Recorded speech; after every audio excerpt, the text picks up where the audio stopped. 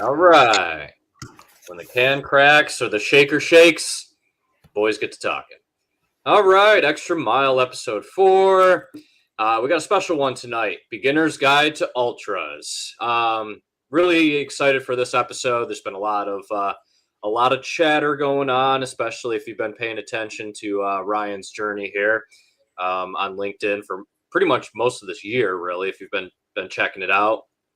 Recently, Ryan completed the Tahoe 200, and we are looking forward to having Ryan give us a little breakdown of the Tahoe 200, as well as what someone can expect with regards to getting their feet wet in the world of ultras. So, no further ado, Ryan, you have the runway, my man. Take it away. All right. Well, happy Wednesday. I'm excited to talk about ultras. Kind of my passion along with running. So thought I'd just start with like what is an ultramarathon? So really it's any distance more than a marathon. So the general first distance is 50K, which is like 31 miles. You'll learn that most ultras, the distance is very arbitrary. So 50K could mean 35 miles or it could mean 28. And then it goes up to usually 50 miles, 100K, 100 mile, 200 mile. There's a 300 mile. And then there's also like different timed events.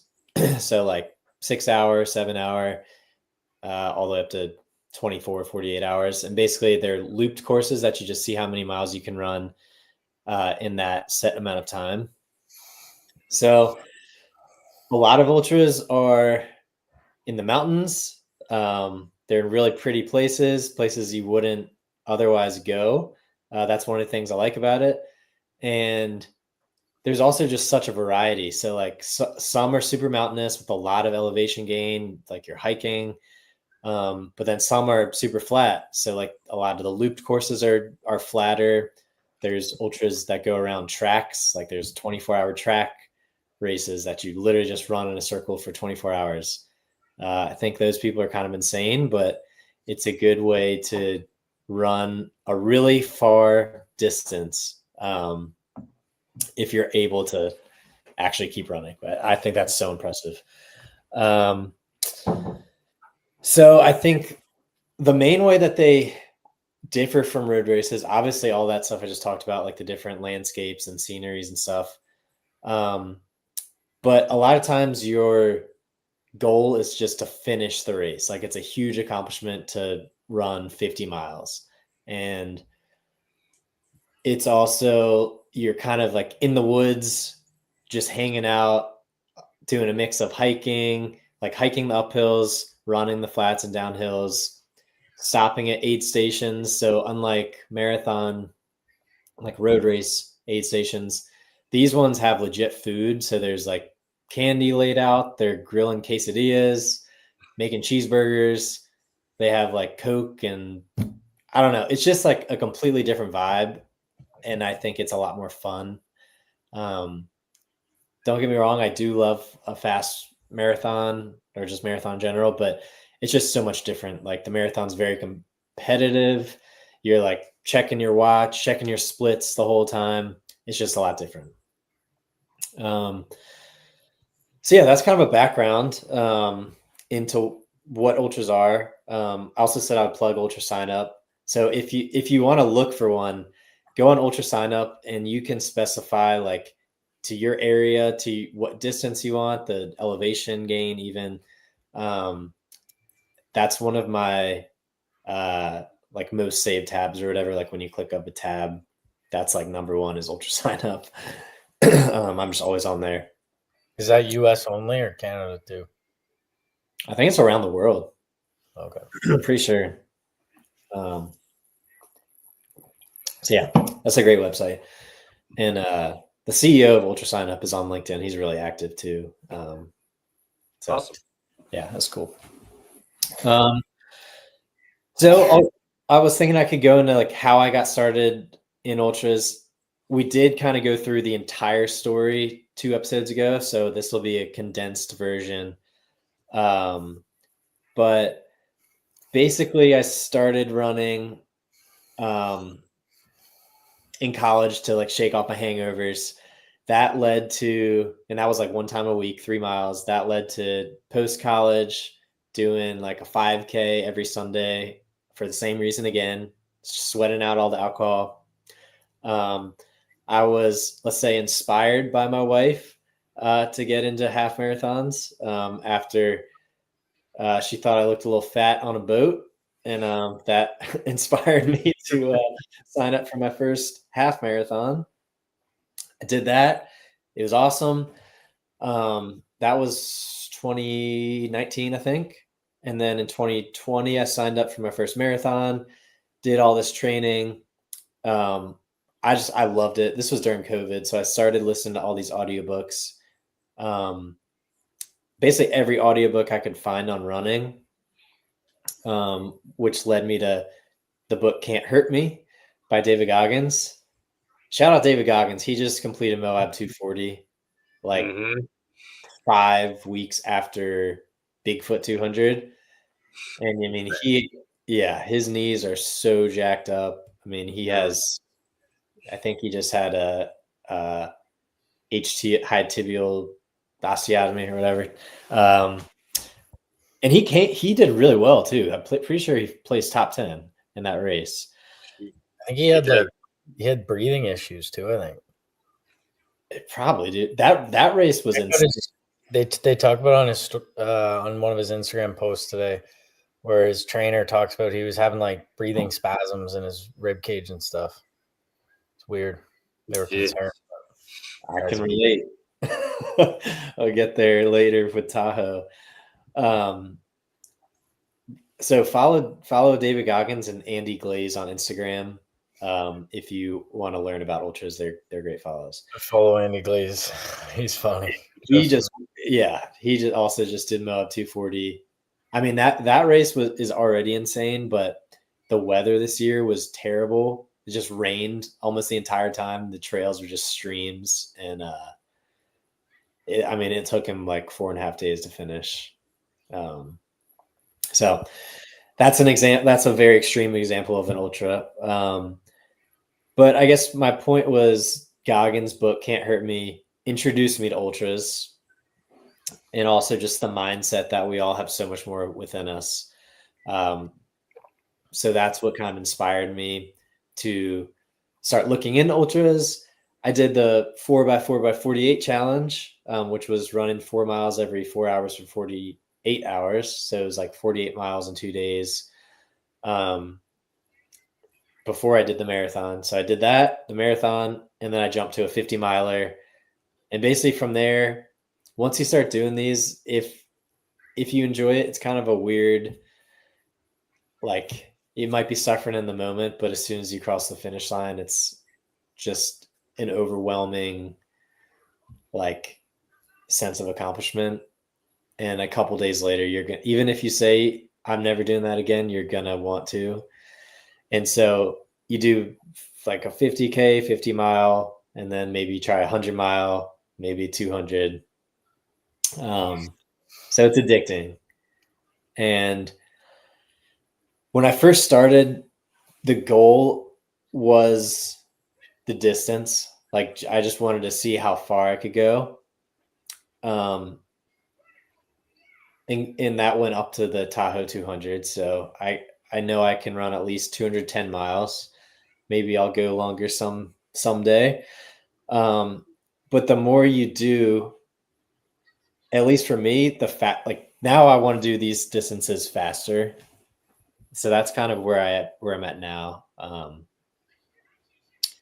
Is running far fast.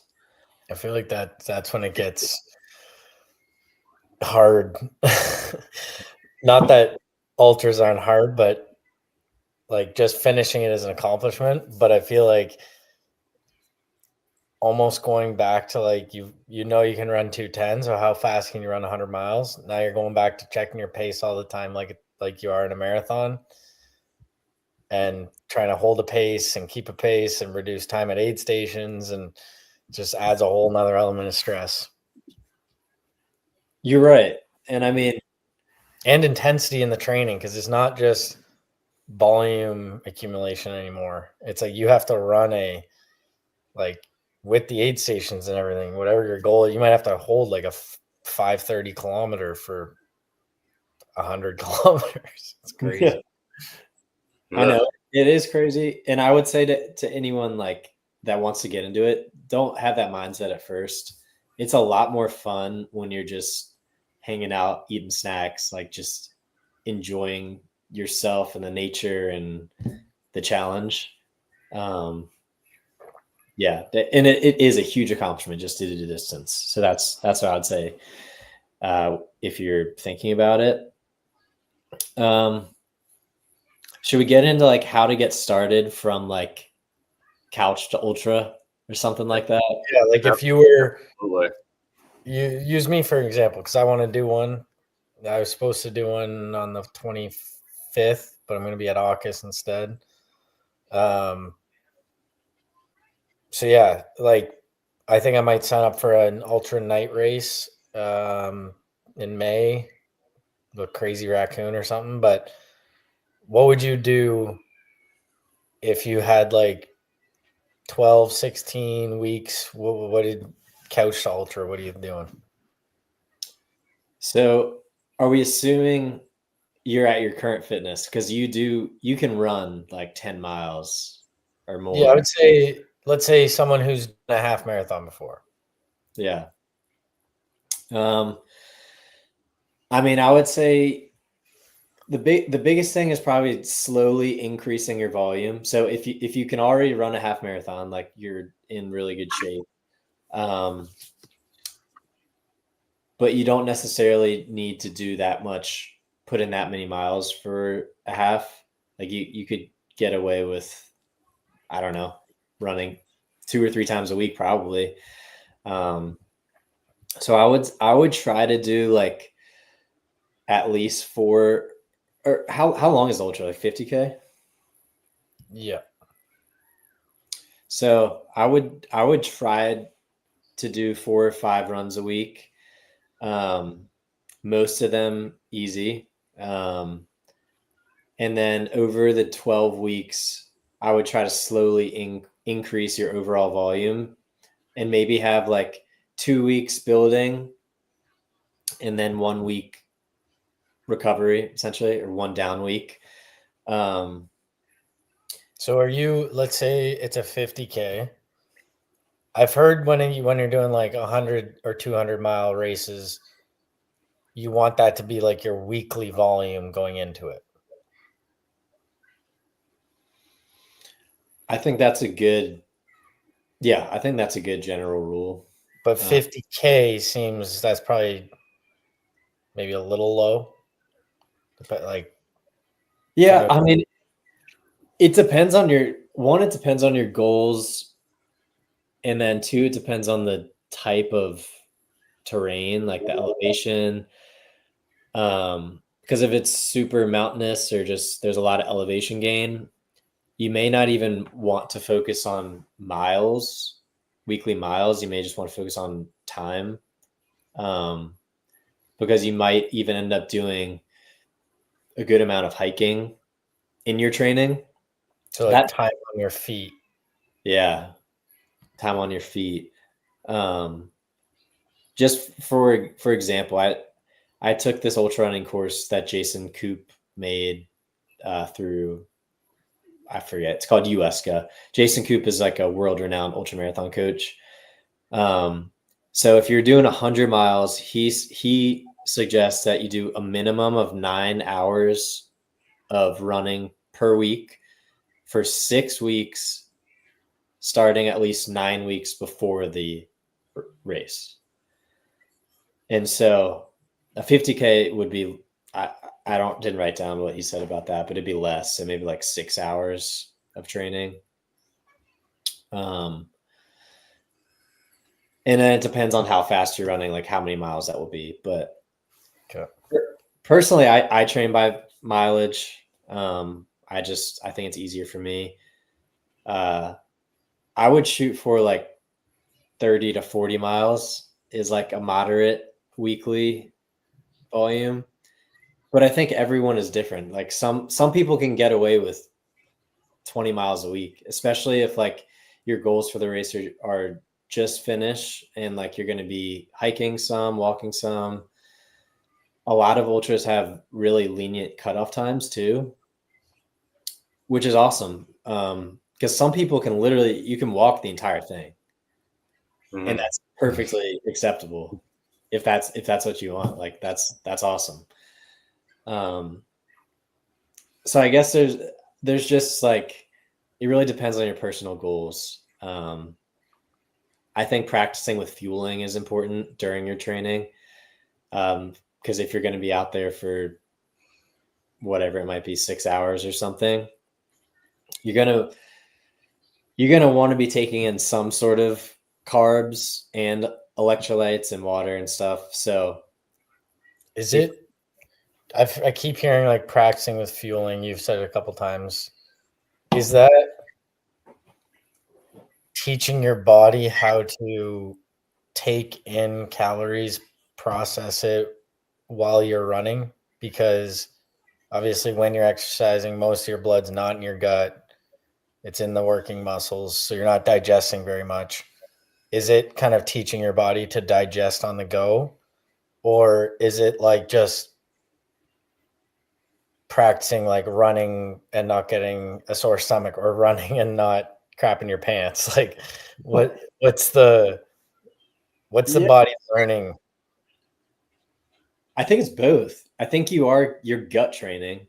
So like you are teaching your body that this is what I'm going to do and you're going to be okay with it. Like taking a gel every 30 minutes or something. Or you could practice eating a full meal and then going out and running 10 miles.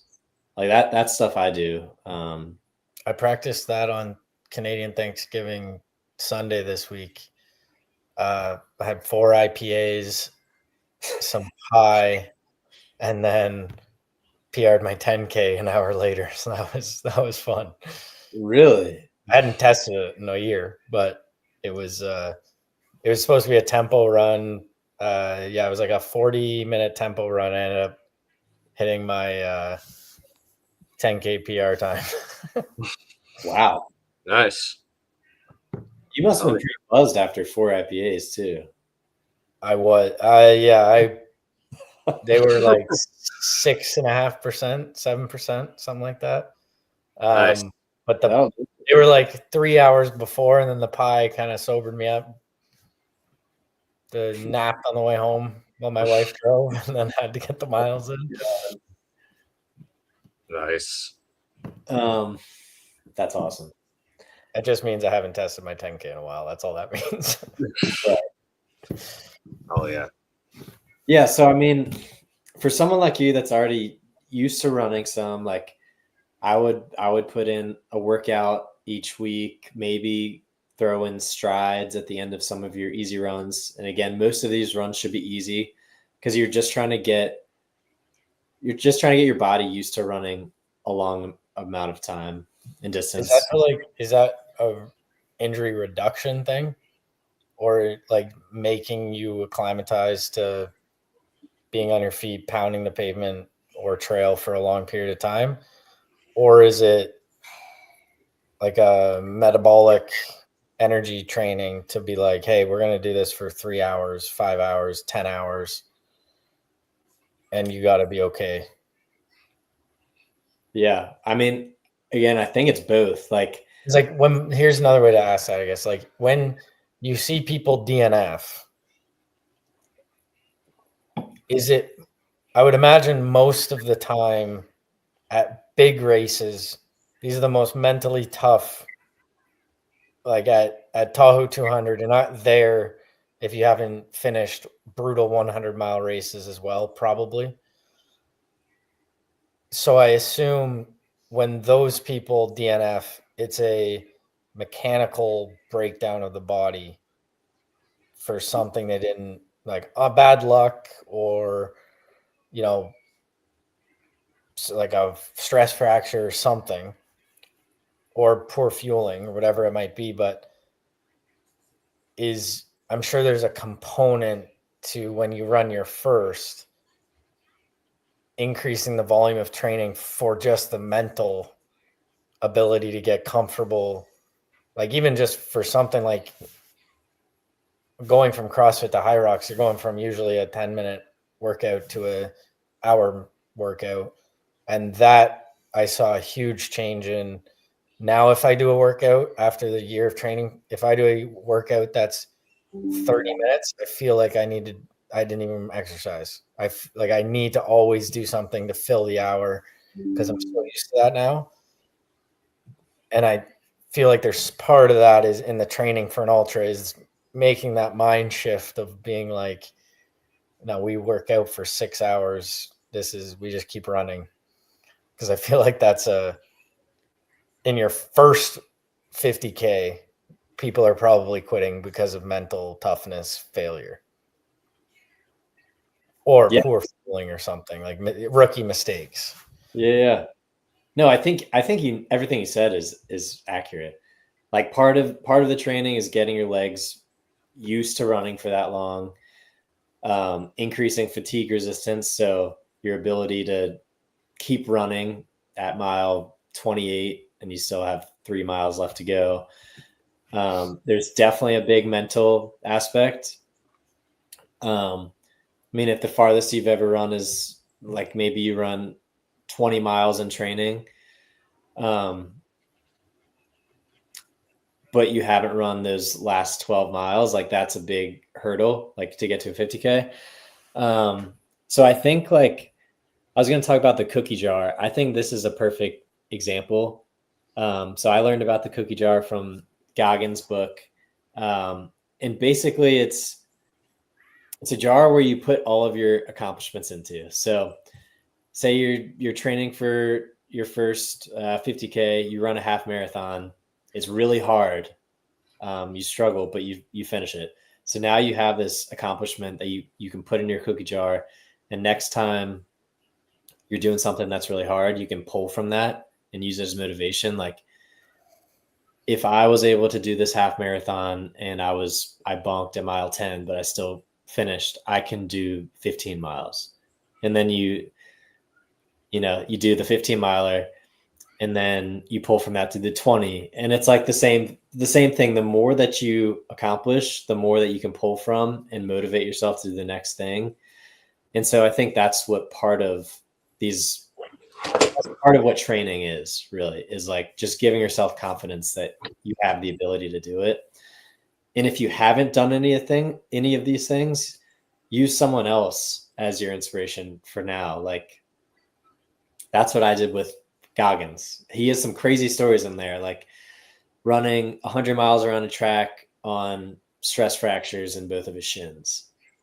And he was able to do it. So like during my first couple ultras, when I started feeling like I had freaking stress fractures in my legs, I was like, if David Goggins can run 100 miles with no training, I can do this, whatever it was. And it was like 50 miles. I can keep going. I feel like that's why there's always this in society and culture. There's like always the goalposts are moving. As soon as a record falls, 10 other people do it. And then like most records seem to be like that, where they just, other than that American marathon record was just broken this week, which stood for a really long time. That was, I mean, it's so close to the 2-hour mark. That's probably why, but it's crazy. It's like high school kids are running 4-minute miles and stuff like that. Nuts. Yeah. No, I think you're right. Like if a human can do it, so can you. Like obviously there's professional athletes and people that are born with these just crazy genetics, but at least in terms of distance, that's the way I think. Like if I saw all these people running 200 miles, like why can't I do that? And that's why ultras, I think, is such a interesting endeavor and challenge, especially as you kind of get a little older and more mature, and it's just like there's some genetic factor, especially when you're looking at like 100 mile for time and things like that. But to finish a 100 mile or even a 200 mile race, seeing the people that do it, it's like you have no excuses there. It's just mental toughness at that point. And it's sure you grind and training and stuff, but it's like if they can do it, there's literally no reason you can't, because speed isn't a thing. You can eat candy. You're sitting on the couch eating candy, just sit in the lawn chair at the aid station and then just keep running. Yeah. Like it's that's why it's cool. And the documentaries are wild because everybody, even the winners, think they're going to quit 7 times during the race and don't. And you see like the doubt, the shift, people like run through injury. Like you have an injury at mile 70 and it doesn't even hurt anymore at mile 150. And you just like ran through an injury. Yeah. And yeah, just, it's crazy. It's just mind blowing. And it's like, well, if they can do it, why can't I? Am I not mentally tough? Like, prove it to yourself. It's a cool sport because it's also it's competitive, but everyone, when you finish it, like everyone's cheering on each other. Anyone who finishes is like, wow, like that's insane. What a boss. It's just it's a cool thing. Like even like Courtney Dauwalter is one of the most fascinating people, like athletes out there, of just a woman that beat the next closest guy by like 9 hours. Yeah. And she could go shower, get 8 hours of sleep, and come back and see the second guy finish. Like that's just crazy. But it just shows you like there's races where she's not going to win. She's going to DNF. She DNF'd, I think, this past year.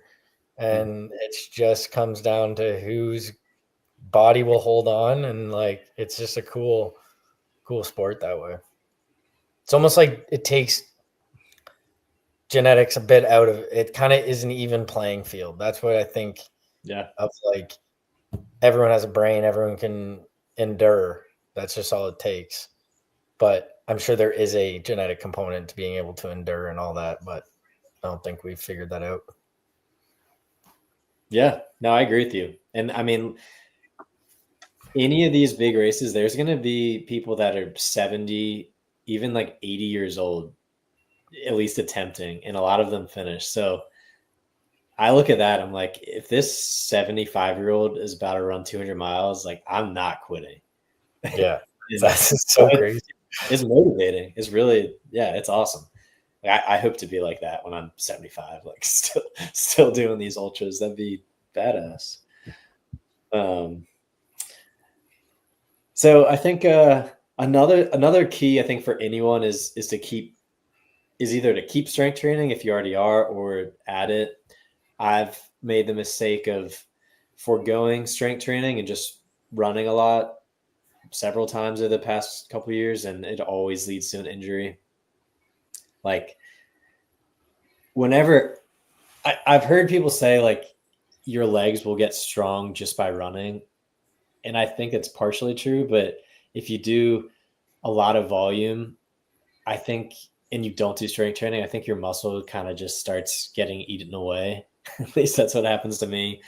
Mm-hmm. So I would definitely do at least 1 day a week of lower body strength training. It doesn't even have to be that much. Like it can literally just be body weight. If like, I know a lot of professional runners do mostly body weight.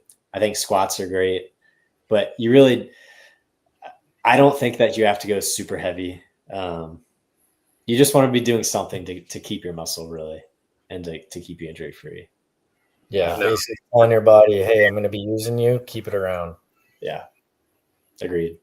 What I've been trying, so I'm on a 10K running program right now, and it's aimed to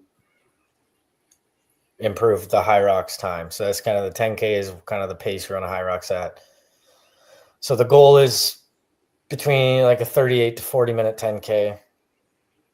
And the volume is pretty high for me. Like it's 7 days a week. Because of all the other stuff I'm doing, I do it 6 days a week. So I scrapped one of the easy 5K days and I do some machine work in there. And then it's probably three hard. There's a hard tempo run. There's a long run that are kind of like 3/4 of it is easy, building up to 1/4 of it at race pace. And then there's a hard day, which was today, of like a 10x400 or 8x400 at much faster, like sprint pace, basically. And I am finding it hard to make sure I am still lifting weights. I think last night I ran a hard 9.2K and then straight into back squats at, like, I just loaded quick for like a CrossFit class I was starting. I was like, I'm warm. I'll just jump in at 225 for 5 back squats. Okay. 275. And I felt like my IT band just kind of roll over a bit, maybe like across something on the greater trochanter was just like, that hurt. So I dropped back down to 225, did box squats instead, just trying to like still get weight on my back. Then did a bunch of heavy wall balls and stuff like that. And it's just muscular like irritation from the amount of running I'm doing, trying to then like also doing a lot of leg volume in the like with weights, but it is tough. And you want like full recovery days. So I don't want to, like, on my easy 5K run day, that's really just recovery. Maybe I do sauna and stretch. I don't want to also lift heavy weights because it's just like, that's the day my legs are recovering. So I do find it hard, but my one tip would be, if you guys can, split up the sessions of, if possible, run in the morning. I'm bad at it. I usually run like after we're done this podcast. But if you can, run in the morning, have like a solid 6 to 8 hours later, do your lifts. And I agree with Ryan. It doesn't take much to hold on to what you have or build a little bit. So my kind of idea is 315 is kind of just a benchmark number for back squats for me. And if I can always do like a 5x5, work up to 315, I know it's hard. I'm taxing my body. It's not maximal. It's like, okay, I can do that, move on. But spend kind of like, take your time on things like Bulgarian split squats, rear elevated front lunges, all those things that it does help your running. Like having strong legs, even some deadlifts, like there's lots of studies on increasing running speed, because if you're like Ryan, an elite runner, you're probably pretty dialed in on your cadence. Like you're probably at kind of, if you're going for a 10K, you're probably at 180 like steps per minute. You're kind of maximizing that number. The other factor of how fast you're running is how long is your stride. So how much are you moving each stride? Because that's the only two factors when it comes to running, is how many strides you're taking and how far are you moving each stride. And strength increases that distance you move every stride. How much earth can you push behind you? That's something that a lot of runners who don't strength train and then start notice that they get much faster, because they are pushing more earth behind them. They're pushing their body through the air faster. But yeah, it is hard. I get it now that I'm running more. It's hard to, like, when I was running 3 times a week, it's easy. As you get to 5 and 6 and it's tiring, and it's like, you just got to suck it up and do it. Even if you tweak something, like just try and get something done. But yeah, it's It's different for me because usually it was running was the thing I was trying to squeeze in when I wanted to, but now it's the other way around. Yeah, I relate to that. I'm not sure I can relate to 315 as a benchmark, but I don't know if most runners are squatting that much. Well, that's why I don't care about it anymore, because I'm in a sport where you don't have to squat that much. So Yeah. I'm just trying to, hold on to that. If it's 275, but I'm way faster, then that's still better. Just you don't never want to lose muscle. So the most I've squatted in the past 2 years is 95 pounds. Really? And that's I really gave up. I gave up like deadlifts and squats because every time I try to do it, my lower back like flares up. And so I stopped doing that for like a year and it went away. Obviously my glutes got a little weaker, but my back got better. But I'm realizing that I need strong glutes, so I'm trying to find a balance. But I will say too, I'd try to do my strength training immediately after the run. And I'm not doing nearly what you're doing, Jerry. So like I think it's different. But I do think that there's a fatigue resistance benefit to doing it immediately after. And it can be really simple. Like I'm just doing this like probably 8-minute routine called mountain legs. And I get back from my run. I have like 2 stairs going up to my house and I'll do single leg step ups, like 20 each leg, and then 20 reverse lunges each leg. I'll do it twice. So it's like 40 each on each leg. And like your legs will start burning. But I think it's a good little workout for your glutes, quads, and just to kind of get your legs used to pushing when you're already tired. Yeah. So what I've heard a lot of runners do lately is there's been like a new movement of 100 bodyweight squats after every run, or 100 wall balls after every run. And 100 wall balls after every run, like that would be taxing. That's hard. I did my sprints today, and then I had a piece that was every 2 minutes on the minute.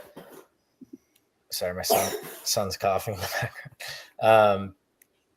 Every 2 minutes, you complete 30 wall balls broken, which takes 60 seconds. You rest another 60 seconds. You do that 5 times. So, 150. It's hard. And if I were doing that every day, that'd be like you're putting in work. I do love the idea, though, of people who are just running. As soon as you get home, what would be for me, if I was recommending something, it would be 10 air squats, 10 push-ups, 10 rounds. Just do that, or 5 rounds. Something like 50 air squats, 50 push-ups. Tell your body, hey, I know I just gassed you, but the things that are working right now, don't take those away from me, because I'm going to shock you every now and then with 100 air squats right after running on tired legs. It's also I think what's going on there, metabolically, physiology, is it's a form of like oxygen or blood restriction training where your legs are gassed and then you don't have to use 315. When your legs are gassed, it's almost like you have reduced oxygen. You do have less oxygen in your legs, less glycogen in your legs. 135 back squat, that's going to feel like 225. And that's nice because it's also easier on your joints, your back, and everything. You don't have to warm up as much. Yeah, maybe that's something I'll do if just each running session, finish with 100 air squats in the sauna, maybe. That's still even better. Jason, what are your thoughts on this? Pass away, but thoughts on everything, all encompassing. I mean, you know me. Strength training, that's my thing. I think that runners absolutely are under strength trained to a phenomenal degree. I think that especially when it comes to ultras. The big thing with strength training really is injury prevention. I mean, obviously the benefits of being able to run faster and your turnovers and your velocity and all that is great. But it's the fact that it can make you more durable that's going to be the most important thing for anyone that's an ultra marathon runner who is getting into strength training. I can tell you, I have not done ultra marathon. I am not a super long distance person, but I am getting back into distance. And the fact that I have a significant strength training background, includes deadlift, squats, and the whole nine, ensured that my running season felt bulletproof. So if I was to tell anyone that was a prospective ultra runner, I would at first, especially when you're developing your base, is to hit those weights, is to be in there. And you don't have to go heavy. You're absolutely right. You don't have to hit 315 squat or, 4 or 5 dead or, whatever it is. You don't have to hit these, powerlifting benchmarks, but you should have a good strength base. And the way to build that in the beginning while your mileage is building is going to be key. Because if you're trying to build your strength base while you're peaking a race, it's very tough. Because I mean, like you say, your volume's higher. You're going to be, dedicating much more to the running itself, 6 to 10 hours a week, depending on the length of the ultra. So obviously recovery is going to be more important. So strength training is going to take a bit of a back seat in those. So if anybody, my advice for anybody that's got an ultra in mind, I would look a year out. If you're doing like a first one, like a really big distance, a year out, I'm going to do this next year. And in those, that initial, even like the 6 months, build your strength base big time. So that way, when you're hitting those 40, 50, 60 mile and above weeks, your recovery is going to be that much better because your joints are stronger. And it's that domino effect that you're going to get. So I would drill home, build that strength base in the months leading up. And then when it's time to get to your peak times of that 12 to 16 more focused time, you draw it back a bit. And that way you're able to recover and give the time necessary for the ultra itself. So I think ultra marathoners in general could do a huge benefit from getting into having a strength training base. And, just from the bit that I've seen, obviously you're going to be leaner. You want to carry less body weight because you're going 100 miles. You don't want to carry anything unnecessary. So being able to be as lean and as strong as possible, in my opinion, you want it. So that way your injury prevention is top notch. And that, I mean, I'm sure that as we go into detail, that the injury prevention is key because a lot of the DNFs, some of those DNFs, a lot of, some of them are probably from like you slip, fall, hit a rock or something and you bust something. But a lot of it's probably going to be from bad mechanics, improper footwear, whatever. And all of those things can be alleviated with strength training and then obviously proper running sneakers and gait analysis and stuff like that if you wanted to go that route. But for me, if I got somebody that came to me and was like, hey, I am interested in doing a 50K, what would you recommend? It's like pick one that's way out, get your strength base up, and start, as you say, start getting the miles in. If you're already at that half marathon, you're well on your way because you're well ahead of most people that do it. But I got one question for you, Ryan, before I guess if you want to take it like more in detail with Tahoe. Have you noticed in your experiences that there's a common psychological trait or a common personality with people that do ultras? Yeah, definitely. I mean, I think there's definitely a lot of recovering addicts and probably current addicts. I mean, so like alcoholics, drug addicts, like whatever it is, there's definitely a big community in ultras. I mean, in some ways you're kind of, I don't know. Some people don't like saying it, but you're kind of like trading one addiction for another. albeit a healthier one. So I think like having the trait of always wanting to push the limits, whether it's not being able just to drink 2 beers, you have to drink 15, or not being able to run like a 5K, you just want to keep going and seeing how far you can go. So I think there's like just that extreme. Do you think there's a dopamine component to that, of like the runner's high, like hitting those same receptors that drugs used to hit or would still hit? I think so. Yeah. I mean, yeah, I feel most of the time I feel amazing when I run, like during and after. And I love it. I'm addicted to it. And so, yeah, I think there definitely is. And I would say too, and I mean, kind of piggybacking off of that, what you said with the addicts, it does seem to be like kind of like a common thing. There's a few, and my apologies, I don't remember the exact titles of these like ultra documentaries I've seen on YouTube, and I'm sure you've seen a couple of them.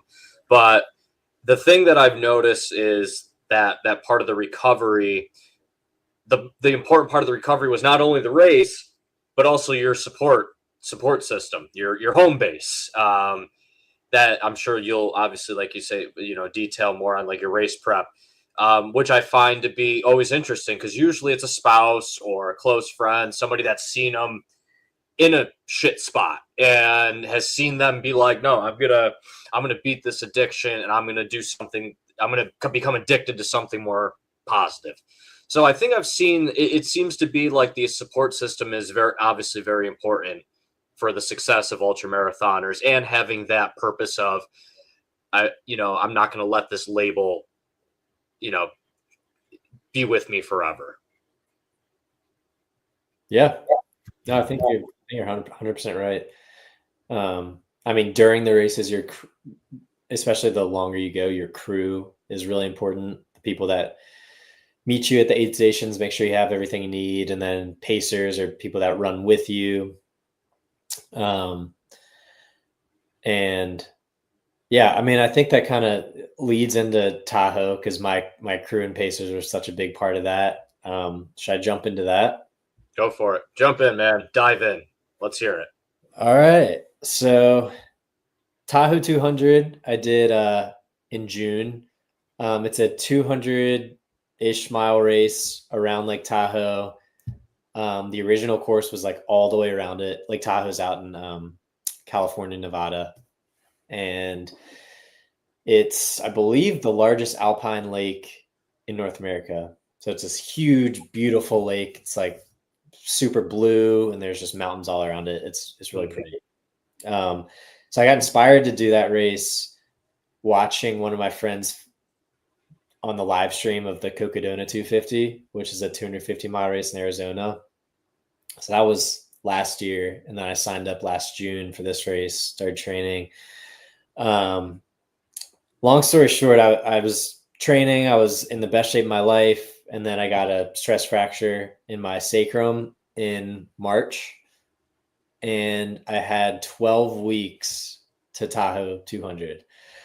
And so I got with one of my orthopedic surgeon friends, Moose Herring, and he helped me come up with a return to running plan. He was really aggressive. So I was on the bike at 3 weeks, I think. Did a ton of indoor biking, which was awesome. I actually really enjoyed that. And I do think it's good cross training for ultras as an aside. Does a fractured sacrum on a bike not hurt? It didn't really hurt. Honestly, like, I can't remember I know you posted your x-ray. I can't remember where it was exactly, but I feel like sitting on a bike, it hurts me when I'm healthy. I know.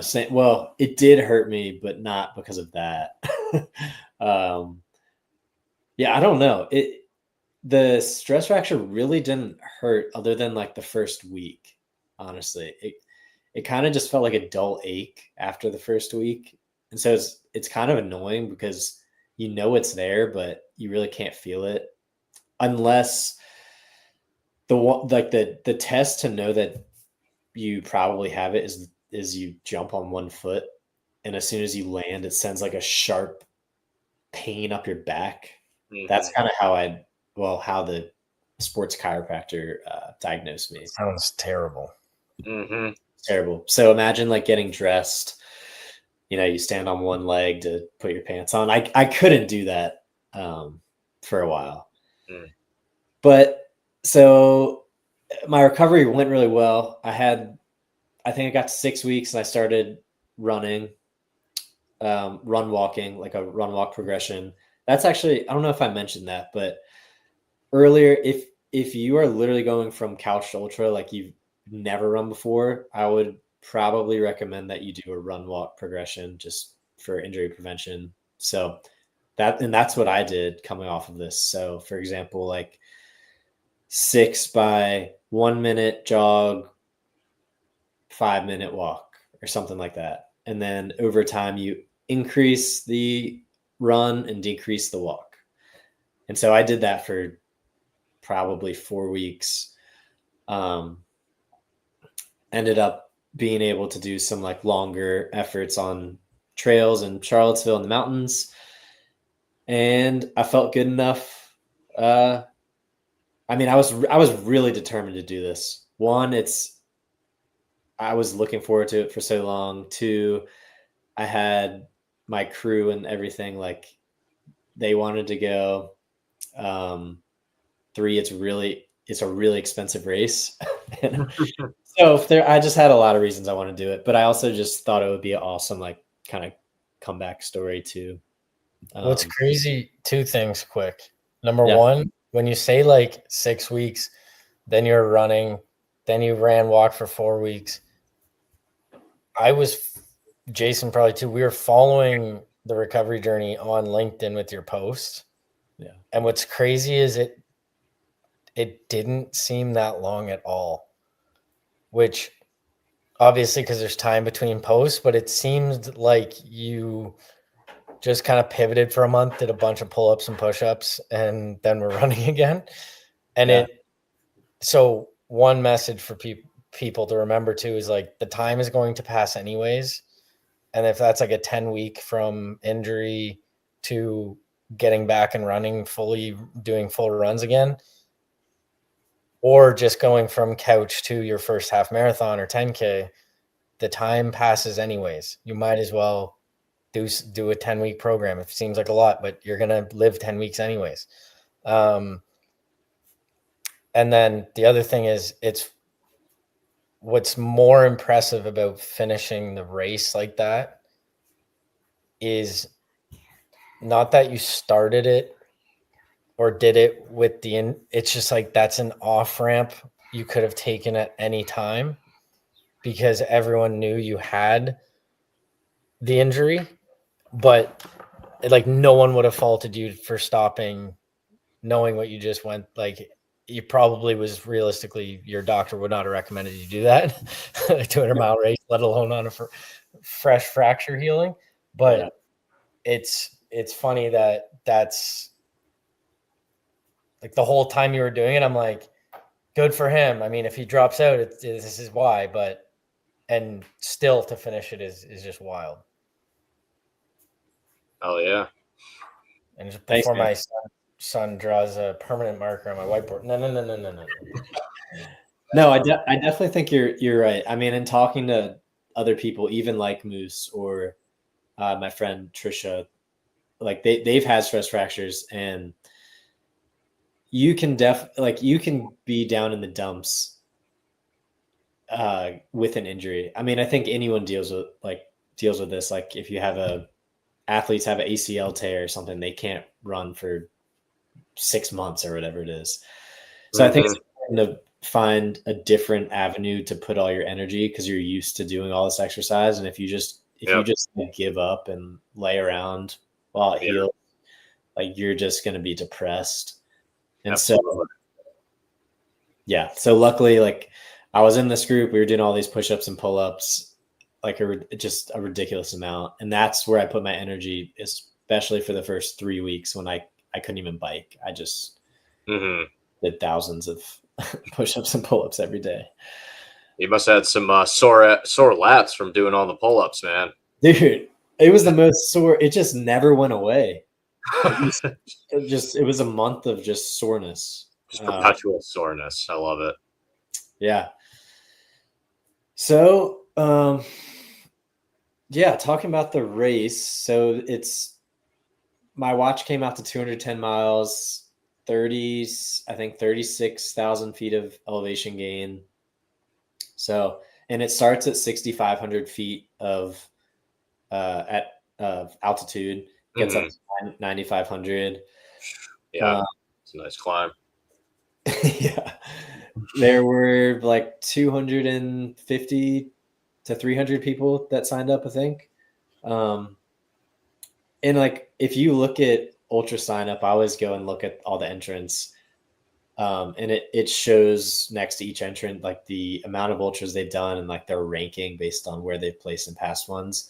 Like, this race was stacked. Like, I usually finish in the top quarter or something. So like, usually I sign up for races, I'm near the top.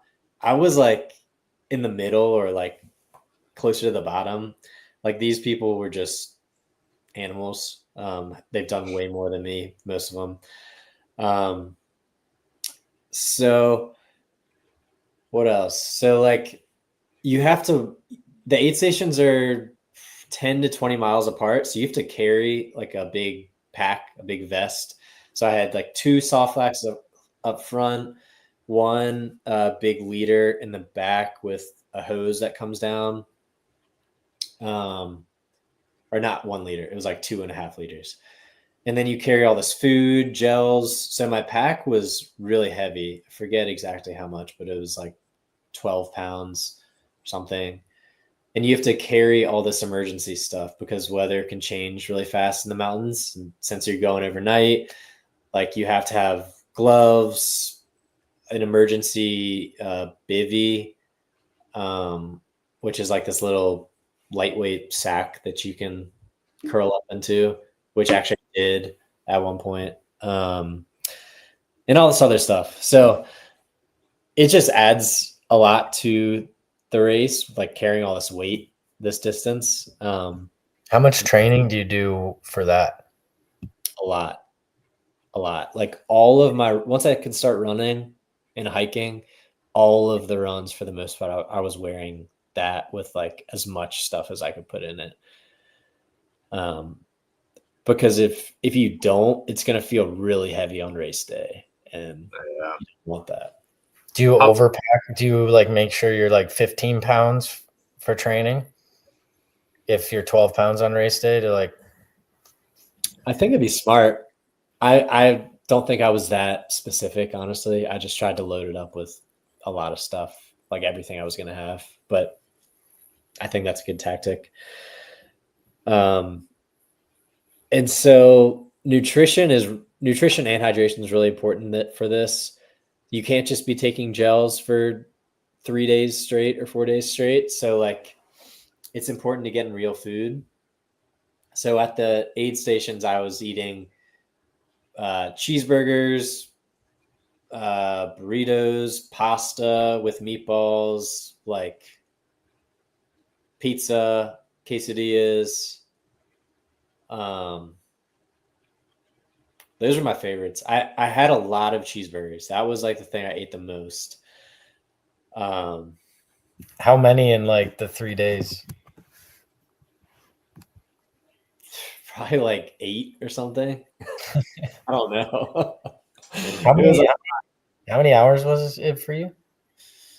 89 hours.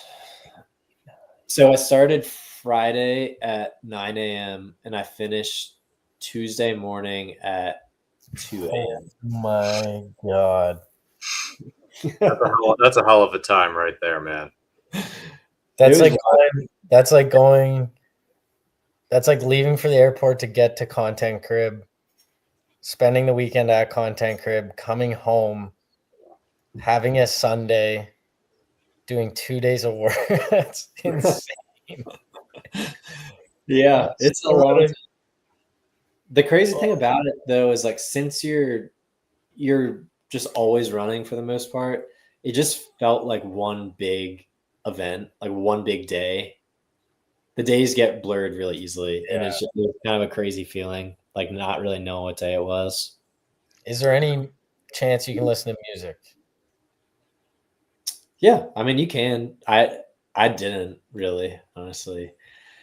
You have like AirPods with you? I imagine they die immediately. I think I was wearing those Shocks headphones, like the bone conducting ones. Okay. I don't. So I didn't turn them on until the very end when bad things were happening.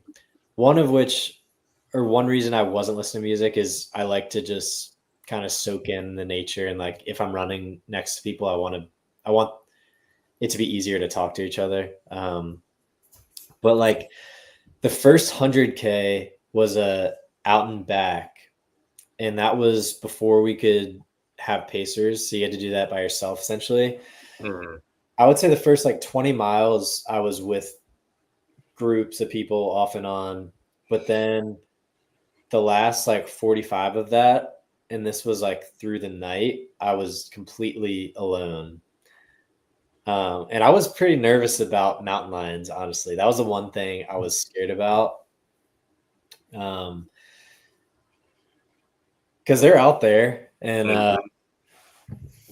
So if you're ever in that situation, if you have your phone, because you assume you have your phone, right? I have my phone, yeah. Play a podcast of like like a man's voice, men talking to each other, and just play it on a speaker loud, and you'll probably never see a mountain lion in your life. It's a good tip. Or bear. That's when I was living out west, running mountains and stuff in 2017, out in BC. It was a very real thing. Like you'd see them when you're hiking and stuff by yourself. But that's like the tip they use out there is just a man's voice on the radio or whatever they'll be long gone before you ever notice.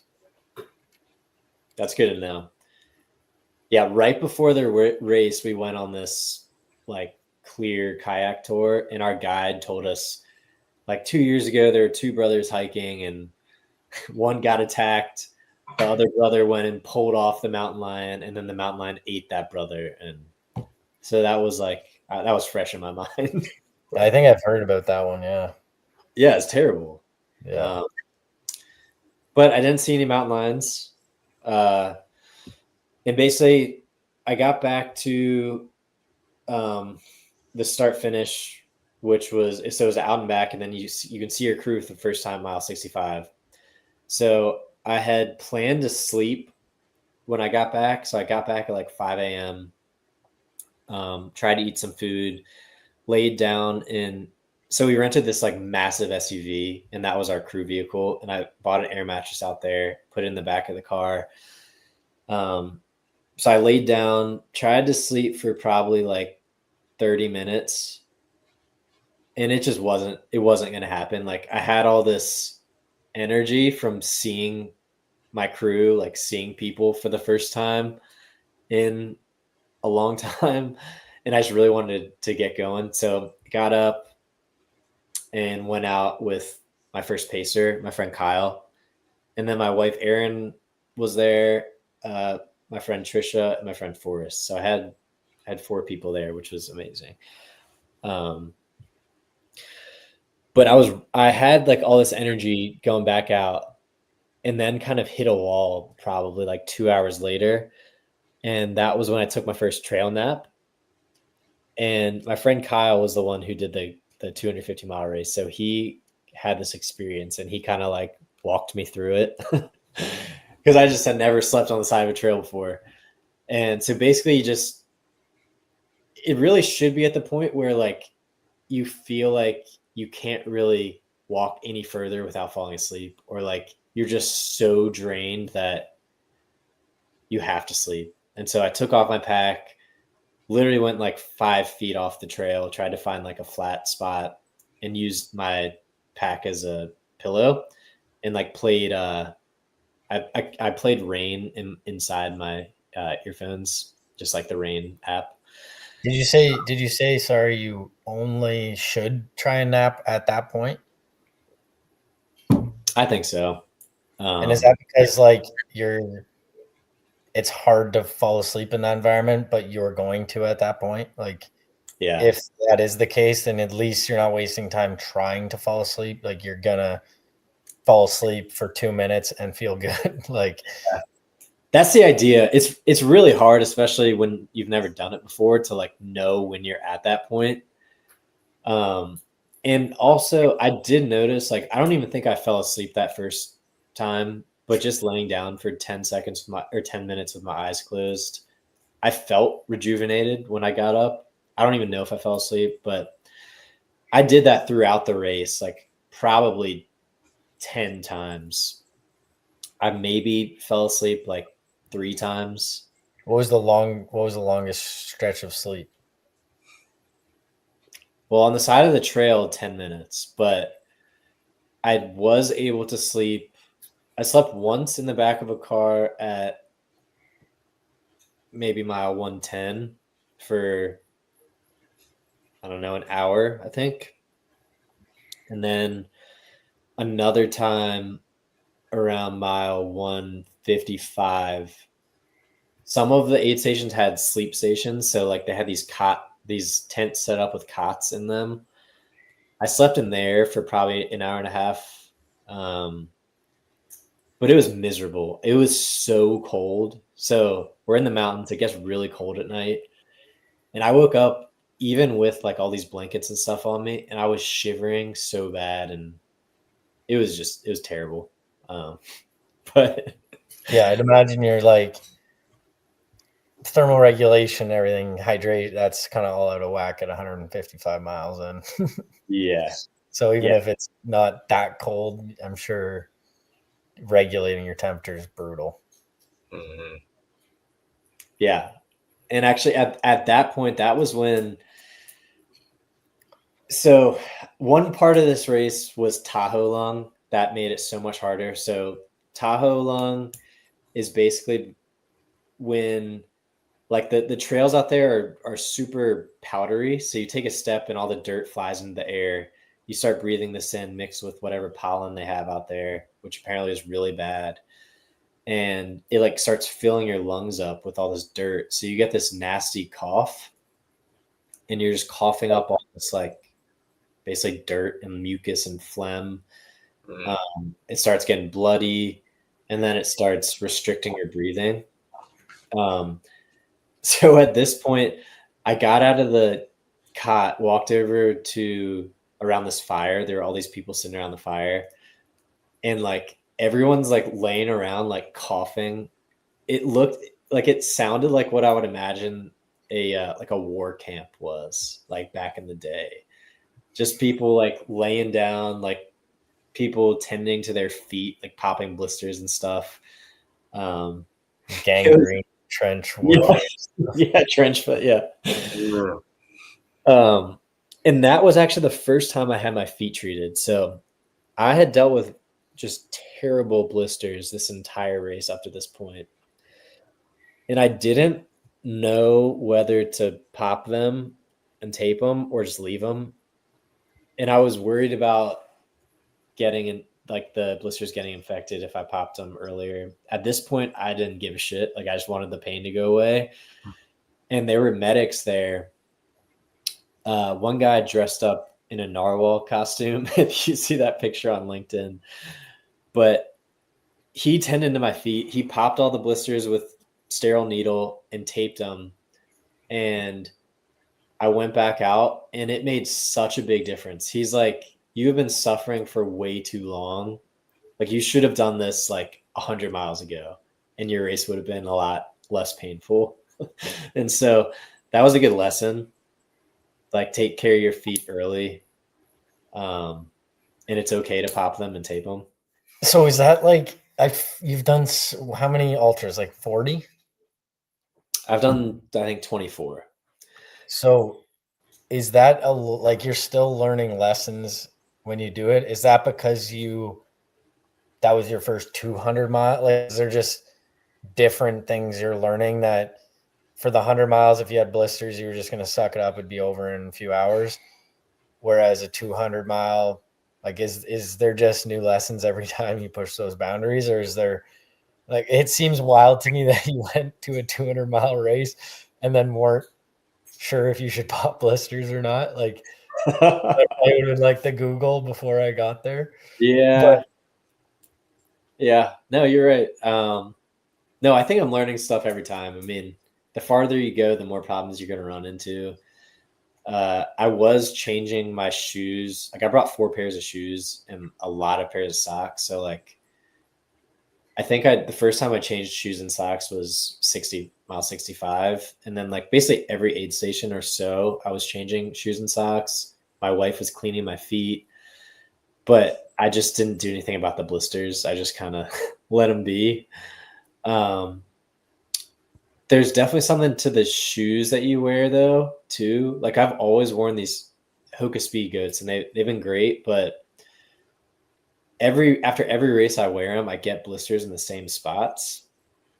And the Grindstone 100K I just did, I wore some like, they're called On Cloud Ultra Pro shoes. Even with all that rain and stuff, my feet were soaking wet the whole time. I didn't get a single blister. And so I think if I had worn those shoes during Tahoe, like, maybe I wouldn't have gotten any blisters. So I think your shoe choice is important too. It's just hard to know what it's going to be like when you can't really run 100 miles in training necessarily. that's the hard part is it's not something you can figure. You have to learn it on game day because there's no. Yeah. But I feel like that's why you do so many is to me, it feels similar to like hunting trips and things where it's like every time I go hunting, I learn something because I've only been doing it for 5 to 6 years or whatever, that even if it's not ideal conditions, go because you just need to accumulate time in the woods. And I feel like that's similar to like, you probably learn something new every time you do an ultra. You just got to get them done. 100%. Yeah. I mean, you learn something new about racing and all that stuff, but you also, I mean, the most impactful thing is you learn something new about yourself every time. You just have all this time with yourself essentially in the woods. So you go through so much. What'd you say? What do they say? Like, you live like 9 lifetimes or whatever Goggins thing is. Yeah. Yeah. It's just like the amount of personal reflection you get done is astronomical. Definitely. Yeah. I'll talk about an ayahuasca trip, but you're running. Dude, 100%. I know people that have done those types of retreats, and it's actually very similar. Our experiences and talking. So I guess to give a little preface, around mile 90, something happened to my calf. Like, I got a calf strain or something. It forced me to a limp. So I was like, at so many points during this race, I didn't know if I was going to be able to finish. This was definitely one of them. Like, I literally couldn't run. And I think I went like 20 miles just limping around, basically. When I got to the next aid station, Trisha, was one of my crew and pacers, she's also a physical therapist. And so she got all this, she like wrapped me up in all these some compression thing. And then I got in the Normatec boots and took a nap. I woke up and it was a little bit better. And I started running again, and it kind of just went away. Somehow, I guess it like worked itself out. It ended up going over to my right knee though, because I think I was overcompensating or something. So my right knee swelled up. But around mile 135, I was with my friend Forrest, and I was really struggling, like emotionally, physically. everything. I was just in like a really bad spot, and I was hiking, like I couldn't run. And it's kind of funny how it came about, but I started having like saying all the mantras that I've learned over the years, like I don't stop when I'm tired, I stop when I'm done. Um, like if it was easy, everyone would do it, that kind of stuff. And I started like almost feeling a connection with the universe. Like they were telling me, like, keep going, like you got this. And I just kept saying it out loud. There's another one. On the other side of suffering is greatness. I just kept saying that out loud. And I got this like intense, like, it was like an intense wave of emotions came over me. And I started running like up this mountain basically.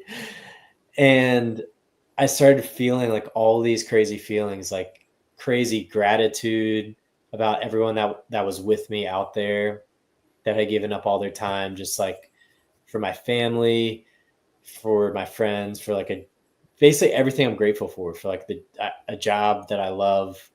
What mile is this at? This is probably around mile 135, 140. So not like not the finish line. Like you still got a big chunk. Yeah. Yeah. I mean, these highs and lows just come in waves, but like this was the point. This was probably like the highest high coming off of one of the lowest lows. I just felt connected to the universe. I started bawling, crying I'm like telling my pacer Forrest about this, and he was great because he's encouraging me. He's like, dude, tell me about it. And so probably for like an hour, 45 minutes to an hour, I had this feeling. I was running, literally bawling my eyes out. I put my sunglasses on because I was passing people, and they were probably like, what is this guy doing? But Crying and sprinting up a hill. yeah, it was amazing though. It's like literally the closest I've ever felt to God or the universe was like that moment. But yeah, so that was a really powerful hour, like just being able to go from rock bottom to that high. Eventually it did come crashing down again, but because probably actually 30 minutes, an hour after that, I did kind of crash, and I got really tired. I needed to sleep. And so I laid down to take a trail nap. And as I was laying there, I feel all these like things crawling on me. And I look up and there's like ants all over me. And I was like, dude, Forrest, we got to find a better place to nap. Like, I cannot lay in these ants. And we kept doing that. And then there was also these terrible mosquitoes everywhere. So I kept trying to lay down. I'd get like ants all over me and mosquitoes. And I needed to sleep so bad. And at this point, we realized I had my emergency bivy in my bag. So I was like, we kept going like 30 more minutes. I laid down. We had the idea of putting this thing over top of me. And as we took it out, we realized it was like a burrito. So I could actually get inside of it. And so there's a crazy picture that looks like me in a body bag, but I was able to like get inside of it, hide from the mosquitoes, and sleep inside this like little bivy for 10 minutes or something. Um, but I was like, don't send this picture to my family because it literally looked like I was in a body bag.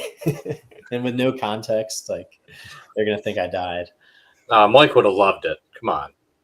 Yeah, probably. Mike's texting me pictures right now of me and my kid.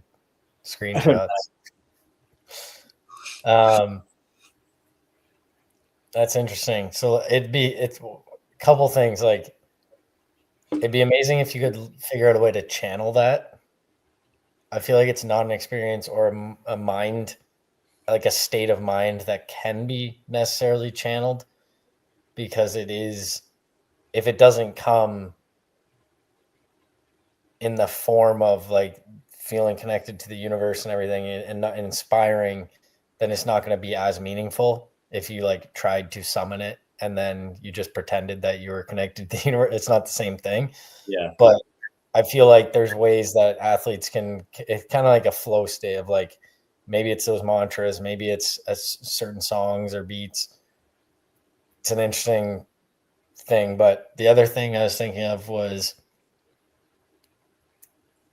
I think I've heard it described this way, or it's just the way I kind of describe it, making sense of it, the way you're explaining things is it feels like your body doesn't want you to keep running. Obviously, human bodies are self-preserving. They don't want you to keep running until you die. They'd rather DNF. And it feels like there's the elves in you pulling on strings, being like, hey, your knee is really sore. It's really sore. No, seriously, you keep running for 2 hours and ignoring it. And then they're like, that didn't work. All right, next knee. All right, so now it moves over left hip. Okay, let's try this. Didn't work. Okay, it's because like the inflammation, the pain, it seems to move around. It likely is like compensation and whatever, but it feels like maybe it was Goggins who was talking about it or someone, but it's like you just don't give in to those little elves. They're gonna pull something else in 2 hours, and you laugh at them and keep going. It's just funny. Obviously, his knees are completely screwed. But Right. His knees are fucked. yeah. No, you're right. And I think one thing that you can take away from that is like in these races and in life, there's gonna be like really low times, but they will pass eventually. You just have to trust that eventually it's gonna get better. And almost all the time in these races, like it might take a couple hours, but you will get out of it somehow. Usually it involves eating more food and sleeping maybe, but you'll always come out on the other side, and then you'll hit another low, but like it's just you got to ride the waves and believe that it's going to get better. It feels like all those things, everything you talk about the race, almost nothing about it was, I mean, absolutely nothing about it was like the pace, what mile you were on, I know when you're prepping for races, you have to hit miles and you have to build up miles, time on your feet. But all the other factors, the only way you can remotely prepare for those things is just by doing it. And doing more races, risking DNF if the races are too close together, whatever. But it feels like every challenge you encountered that was significant for you to mention was like, that's just the only time you're going to come across that. You can't prepare for that. It's a weird game. Yeah, no, I think you're right. Yeah. The other thing I'll mention is the last day I started having some hallucinations. So at first it was seeing animals in the rocks and trees, and specifically mountain lions. So like every tree or stump or anything that remotely looked like a cat, I thought was a mountain lion. Like actually, there's actually a funny video of me like that my friend took behind me, and I'm out of it, like pointing at this thing that I thought was a mountain lion. And then the next funny thing I saw was, this was like really late in the race, like maybe 30 miles left. There were these crazy looking trees, and I thought one of them was a green Teletubby, like just out in the forest. That was funny. But then the last, I'd be more scared of that than a mountain lion, to be honest. yeah.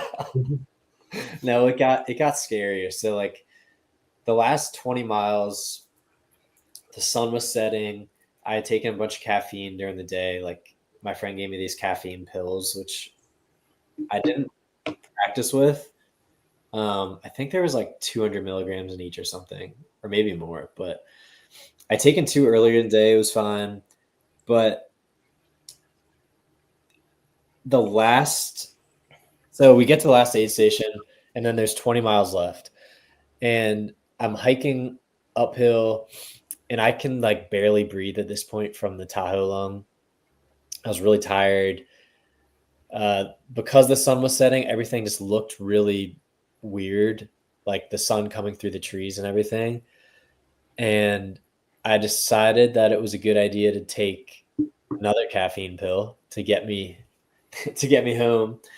And basically within like 30 minutes, I started getting like really panicky. Too much caffeine. I couldn't breathe. I would walk like 30 seconds and feel like my heart was racing out of my chest. I'd stop, like bend over my poles, look at Trisha, my pacer, and like I kept apologizing. I was like, I'm sorry. Like I literally feel like I'm having a heart attack. And I don't know what to do about it. And I was like kind of freaking out, like on the verge of a panic attack. So that basically went on for like 2 hours.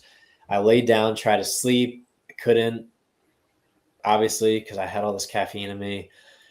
And I started seeing like demons in the rocks, it was really scary. Just the hallucinations at this point turned like dark.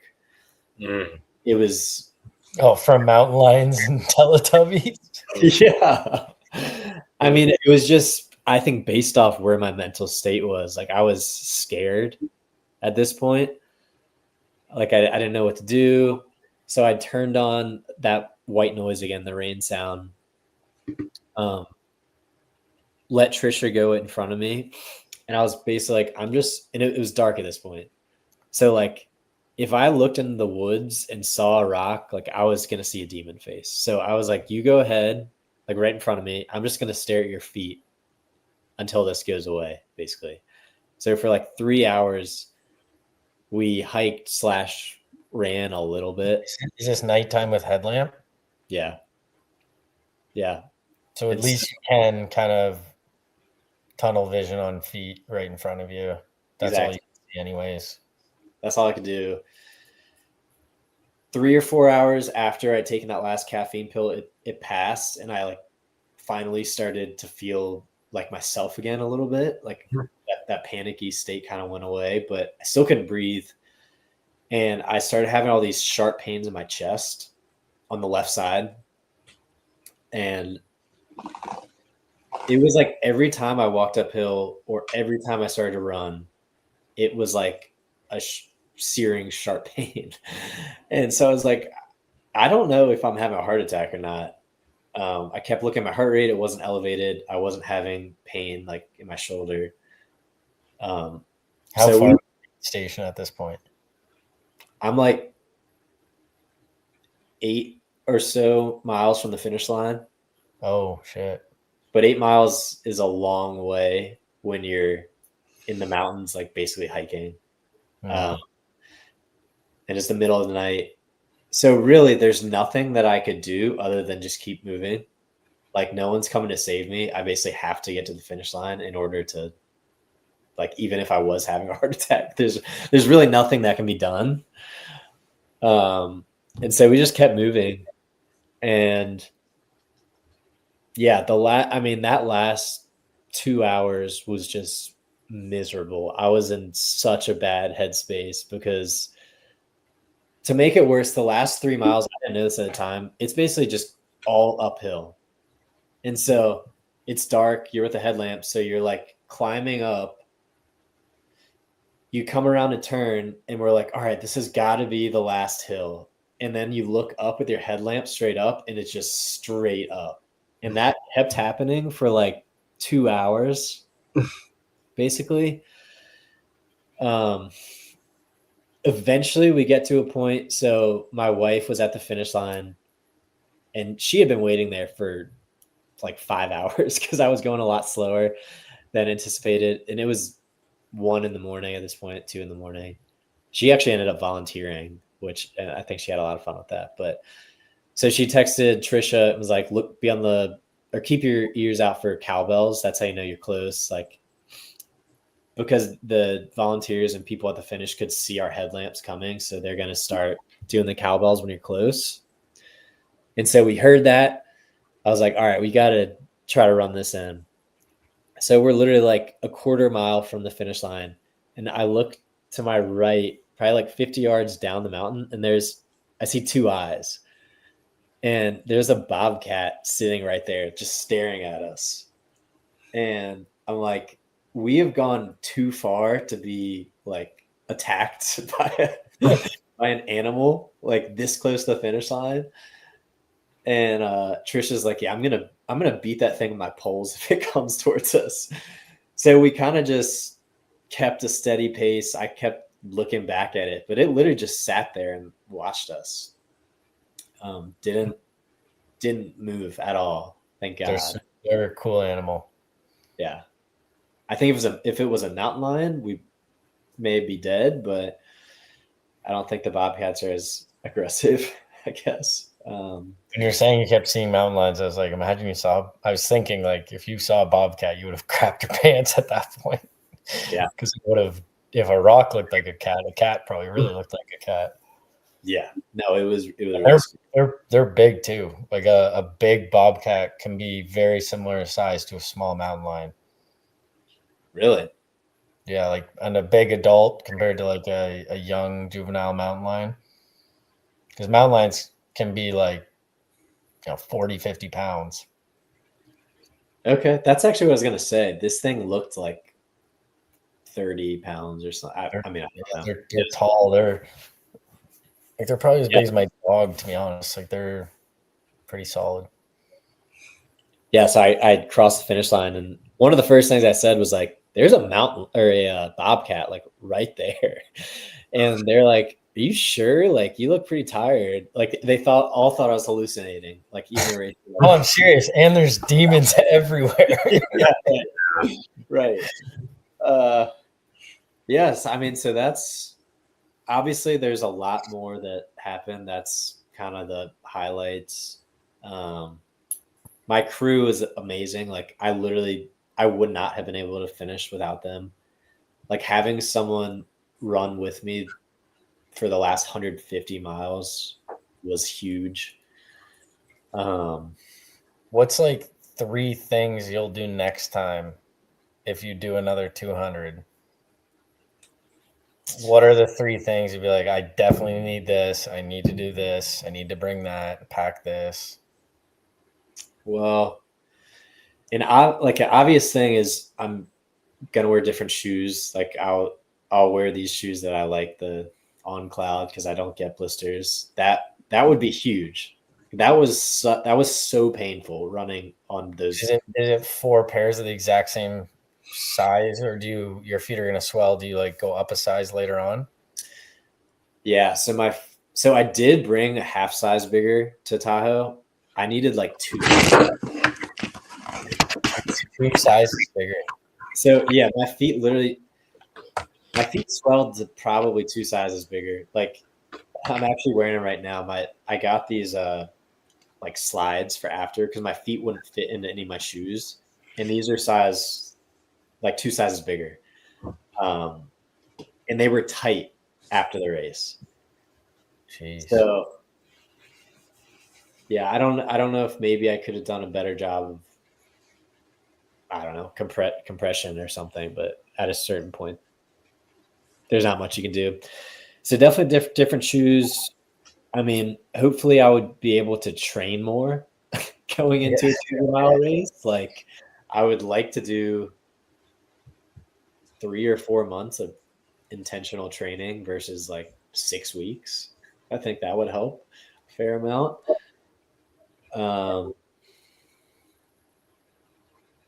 Did you ever find out what the pain in your chest was after? Did they run any? So no, I mean, I got checked out by the medical director and he said I was fine, but like literally So he like, I don't know, he did all of his special tests, but an hour later I was in bed, and it got so much worse after I had, because I got checked out immediately after I finished, which I guess like my body was still kind of warmed up and stuff, and I was okay. But as soon as I got back to our Airbnb, I like fell apart, like coughing so much. I had like 50 tissues on the ground just filled with like black and bloody mucus. How long did it take to get rid of that? Like 2 or 3 weeks, probably Really? 3 weeks. Jeez.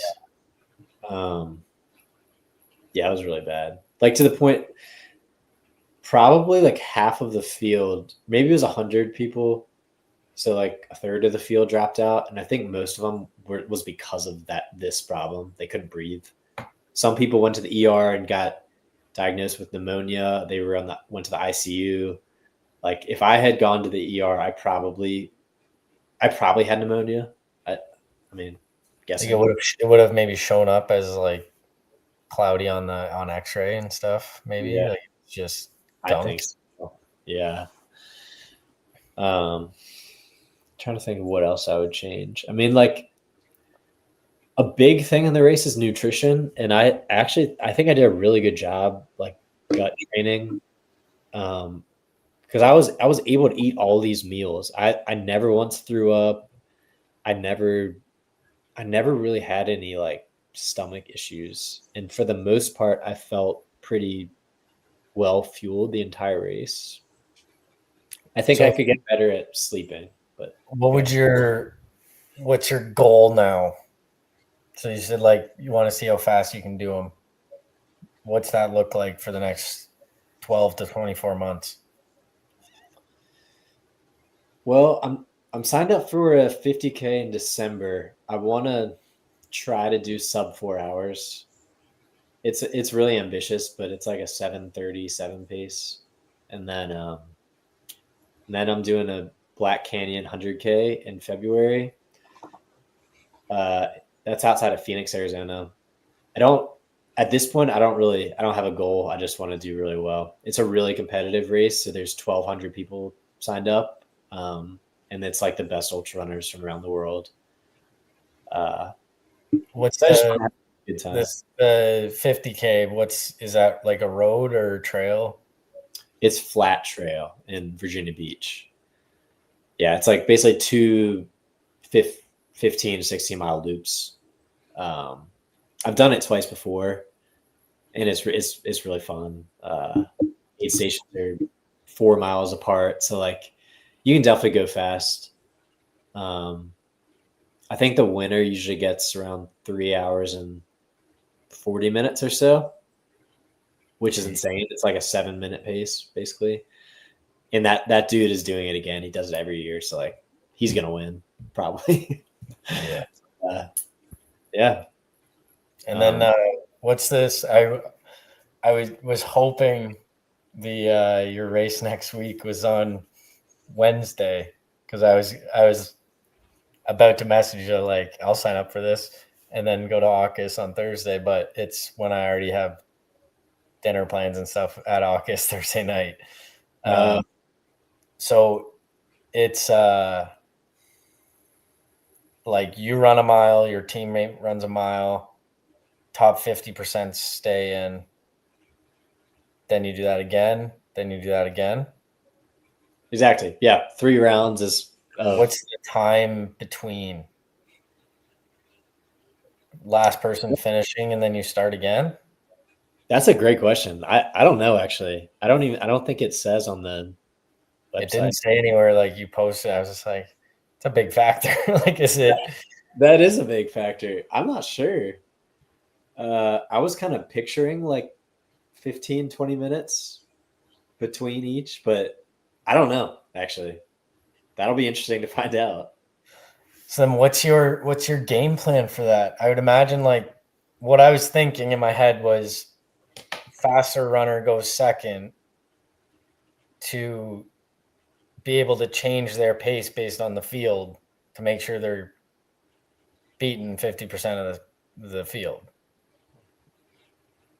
I think that makes sense. You've thought about this more than I have, honestly. Like you kind of need to stay. I was thinking about this while I was running today. You kind of got to like stay fairly conservative if there's only 15 minutes between runs or 10 minutes.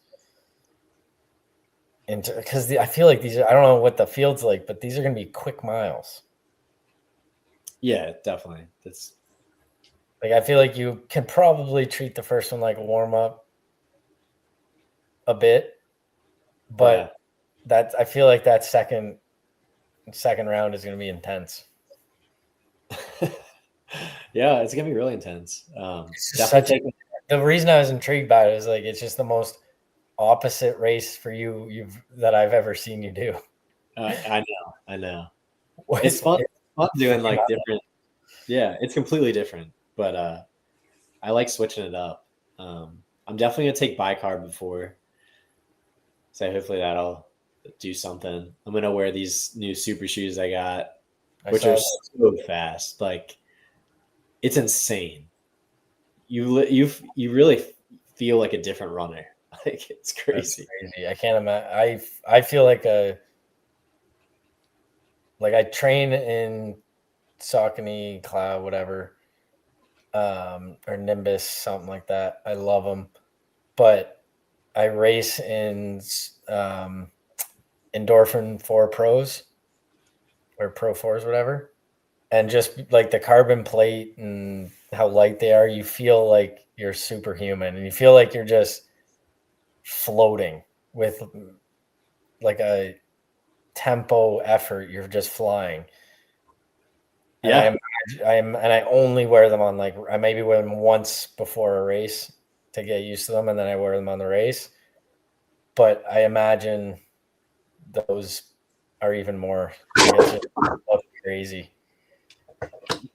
Yeah, I mean, they're apparently the fastest shoe ever created. So, Other than Puma, there is actually, I think there's actually is a faster one, but it's like banned, illegal. Like the stack height is, I think, 58 millimeters, which is too high, and maybe it has some extra carbon plates in it or something. But this is the fastest legal one, barely legal one. That's crazy. Maybe I need to get that for High Rocks. Yeah. I saw someone commented on that post and was like, they call that shoe doping at High Rocks, which is interesting. I never thought about that. There is a trade-off in it for sure.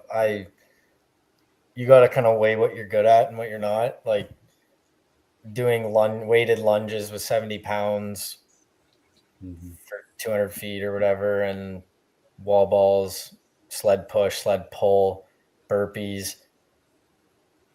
The carbon shoes do make those a little bit more difficult, especially like the burpees. You're doing big bounding jumps and you have to land and not bounce forward after. It is a little bit tricky, but it's so much of it is running. It's worth it, I think. Yeah, it's interesting. Gotta try those out. They look like they're $500 though. They're 300 and they're sold out everywhere.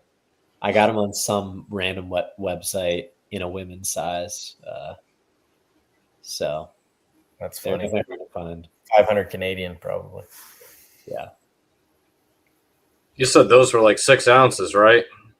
Yeah, they're so light. That's light. That's like a fucking like sprinter shoe, even lighter. That's wild. Yeah. Shit. Jeez. Good stuff. All right. Well, I think we rocked that out. Got the lowdown on the Tahoe 200 and gave everyone a pretty in-depth view into the world of ultras. I don't know about you, but I feel like I want to go run. Yeah, I'm gonna run to bed. That's gonna be my plan. But nah, you got this, man. But nah, I appreciate all the background, man. That was a really good perspective into things. I think that for anybody that's wanting to get into ultras, I think this is a really good starting point because there's so much that's been that we've discussed, or rather, really that you guys discussed, and and that I think would be really useful for anybody that's really trying to get their feet wet with this. So, yeah, no, I appreciate you sharing your perspective, man. And yeah, just thank you again. This was a really good listen. So thank you for for the stories. Yeah, of course, my pleasure. I love talking about this stuff. If anyone is still on here, check out these audiobooks if you want to get inspired to run. So obviously the one I mentioned, Can't Hurt Me by David Goggins. Number 2, Born to Run by Christopher McDougall. That book convinced me that we are indeed born to run. 3, Ultramarathon Man by Dean Karnassus. Great book. Isn't it? He's a legend. So awesome book, man. He famously, what was he turning 30 or some, it was some birthday. He was at a bar at midnight and he's like, I don't want to live like this anymore. He was drunk and he's like, I should just go run 30 miles. And so he literally ran like 30 miles home from the bar. And that's how I got started. Now he's a freaking legend in the sport. He is. Really good book. Great recommendation. And then last one is Finding Ultra by Rich Roll, especially if you're struggling with alcohol or any other addictions. That's a really good one. He's a recovering alcoholic. At this point, he's huge. I mean, he has a huge podcast, the Rich Roll podcast, which is great.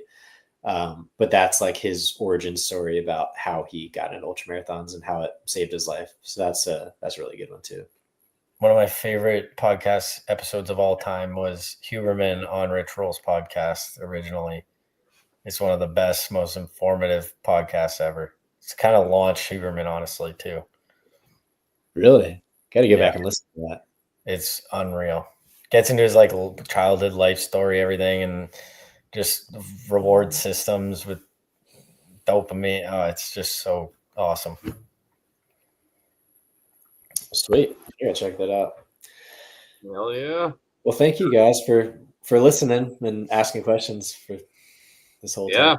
Absolutely. Appreciate you. Appreciate the stories again. And for everybody that checked it out, thank you for passing through.